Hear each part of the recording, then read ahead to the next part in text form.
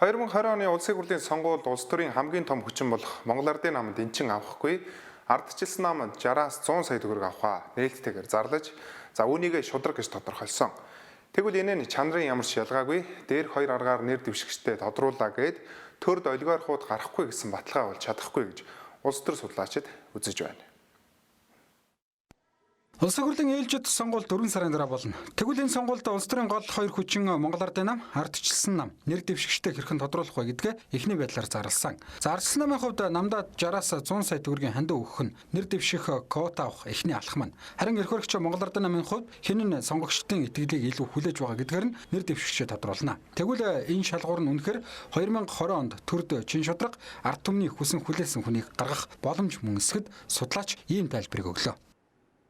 Яг үнийг хэлэхэд бол энэ хоёр аргын хооронд нэг ялгараад ах юм байхгүй. Угаасаа л манай нам улс төрчид хувийн санхүүжилт, хувийн их усрыг санхүүжиж ирсэн. Тэгэхээр тэрийгээ л одоо ямар хэлбэртэйгээр хүмүүст харуулах чинь тэрүүгээрээ л ялгарч байгаа болохоос шугтаа бол цаа санхүүжилтний адилхан хувийн их усрыг санхүүжилт.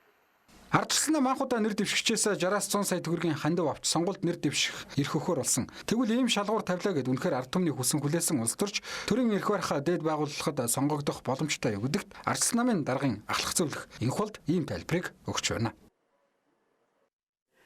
100 сая гэдэг бол ийм учиртай маа. Харин ч ардчилсан намыг сэтгүүлчид сайшаах ёстой. Яагаад гэвэл сонгуулийнхаа мөнгийг ил тодоор хинээс хэдэн төгрөг аваад хандив босгож байгаа анхны нам байгаа. Ардчилсан намаас бусад бүх намын санхүү хаалттай байгаа.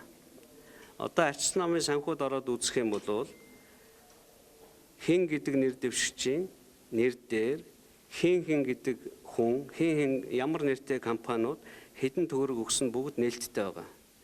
Дэлхийд даяар улс төрийн намууд хандиваа ингэж цуглуулдаг. За сөрөг хүчний хувьд улс төрийн намын санхүүжилтээ ил тод зарлан нэр дэвшигчээ тодруулах нь ямар давуу талтай гэдгээ ингэж тайлбарлаж байна. Харин эрх баригч Монгол Ардын намын хувьд тухайн тойрогтой олон нийтийн дэмжлэгийг хэр авч байгаагаар нь эренбэлж нэр дэвшигчтэй тодруулна. Гэтэл үүнээс парламентын засаглалтай маш олон орон татгалцаар иржээ. Эрх баригч нам бол юм судалгаан дээр үндэслэсэн ийм одоо нэр дэвшгүүл ажлаа зохион байгуулагч байна гэдэг тийм ээ. Энийг бол бусад улсуудад маш их буруу шаадаг. Яагаад гэвэл энэ арчлалын процесс, сонгуулийн процесс, арилжааны PR-ийн хэлбэр шилжих тусам бол маш их зардал үүсдэг. Тэгэхээр энэ зардлыг аль болох уг нь бол багасгаж тийм ээ аль болох бууруулахад бол анхаарч явах хэрэгтэй байдаг. Улс төрийн намын санхүүжилт ил тод байх нь төрийг ямар хүмүүс удирдах вэ гэдгийг шууд тодорхойлдог. Гэвч өнөөдөр аль ч нам санхүүжилтээ ил тод зарлаж ирээгүй. Тэгвэл намын санхүүжилтийг ил тод байлгах хамгийн зөв хувилбар нь улс төрийн намууд хандив аваад түүнийг бүх нэр дэвшигчтэй жигд хуваарлах замаар сонгуульд зарцуулан өрсөлдөх ёстой. Гэвч манайд ийм жишг огт байхгүй гэхэд болох юм. Ийм байдлаар намын санхүүжилт хит хаалттай байдаг нь бидний нэрлэж заншсанаар олигархууд төрд гарах үе таалгыг нээж байгаа юм байна.